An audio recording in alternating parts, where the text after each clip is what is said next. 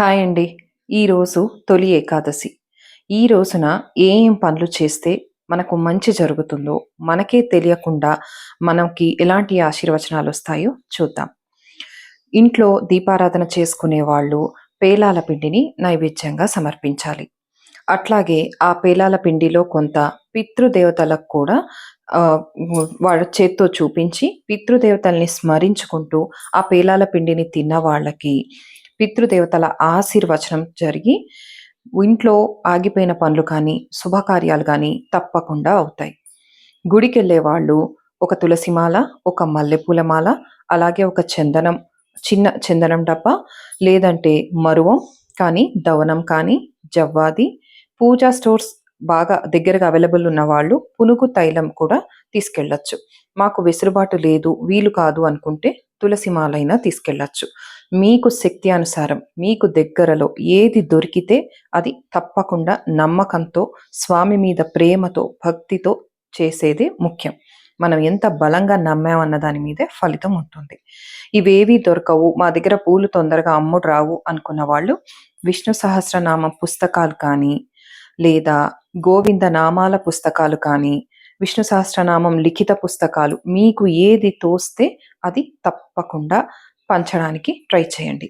ఇవేవీ దొరకవు, మాకు వీలు కాదు అనుకుంటే మీరు ఏదైనా బలంగా చేయాలి, మాకు ఈరోజు అసలు కుదరలేదు అని బాధపడేవాళ్ళు అనుకోకుండా మీ ఇంటి తలుపు ఎవరైనా తట్టి అన్నం కానీ, మంచినీళ్ళు కానీ, ఏదైనా సహాయం చేయగలవా అని ముందుకొచ్చే వాళ్ళని అస్సలు ఇగ్నోర్ చేయొద్దు.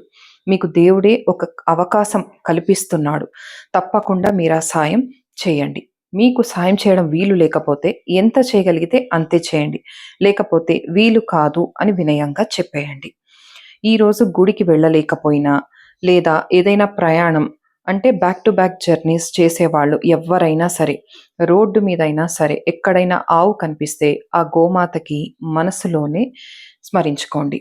మనసులోనే గోవిందనామం, పాపాలన్నీ కడిగే నామం గోవిందనామం, కేశవ కళ్ళకి సంబంధించిన వ్యాధులు తీసే నామం, మాధవ మనసు ప్రశాంతంగా నిలిపే నామం, ఏ నామమైనా సరే మీరు చేసుకోవచ్చు.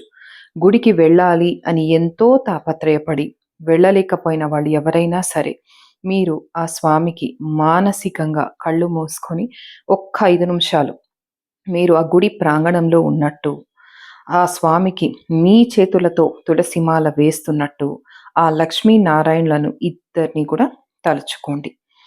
మీరు ఏ సహాయం ఎవరికి ఎంత చేయగలిగితే అంత చేయండి.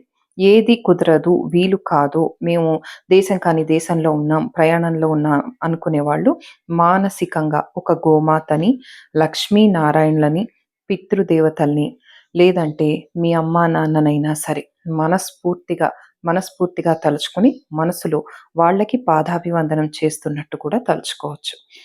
అయితే ఇక్కడ ఇంకొకటి, పూజ అలవాటు లేని వాళ్ళు, పూజ చేయడము మాకు కుదరదు అనుకునే వాళ్ళు, ఎవరైనా ఒంట్లో బాలేకపోయినా, దగ్గరలో ఏదైనా హాస్పిటల్ ఉన్నా, ఎవరైనా మందులు కొనుక్కోలేని వాళ్ళకి కూడా మీరు డబ్బు సహాయం అందించొచ్చు.